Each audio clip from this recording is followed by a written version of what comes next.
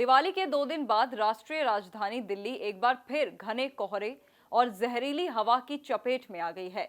आज सुबह की शुरुआत दिल्ली वासियों ने आंखों में जलन और सांस लेने में तकलीफ के साथ की। राजधानी दिल्ली की हवा की गुणवत्ता बहुत खराब दर्ज की गई है। सुबह 5:30 बजे दिल्ली का औसत वायु गुणवत्ता सूचकांक AQI 345 रहा, जो बहुत खराब श्रेणी में आता है। वहीं सुबह 6:15 बजे तक दिल्ली के कई हिस्सों में AQI 380 तक पहुंच गया।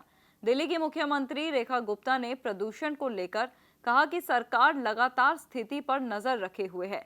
उन्होंने कहा, हमने सभी आंकड़े देखे हैं। अगर हम इस साल दिवाली के अगले दिन के AQI की तुलना पिछली सरकारों के समय से करें तो ये कम है। इस बार पटाखे जलाने की इजाजत दी गई थी। इसके बावजूद दिवाली और उसके अगले दिन के बीच का अंतर घटा है।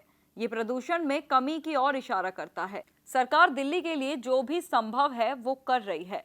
मुख्यमंत्री के इस बयान से ये संकेत मिलता है कि सरकार का मानना है कि इस बार हवा की गुणवत्ता में कुछ सुधार देखने को मिला है।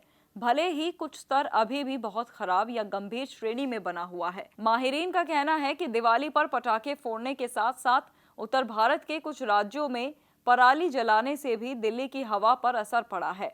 हवा की रफ्तार धीमी होने और तापमान में कमी की वजह से प्रदूषित कण जमीन के पास ही जमा हो जाते हैं, जिससे AQI तेजी से बढ़ जाता है। पर्यावरण वैज्ञानिकों का कहना है कि दिल्ली NCR में हालात चिंताजनक हैं। अगर हवा की दिशा और रफ्तार में सुधार नहीं हुआ तो आने वाले दिनों में प्रदूषण का स्तर और ज्यादा बढ़ सकता है। Subscribe now and press the bell icon.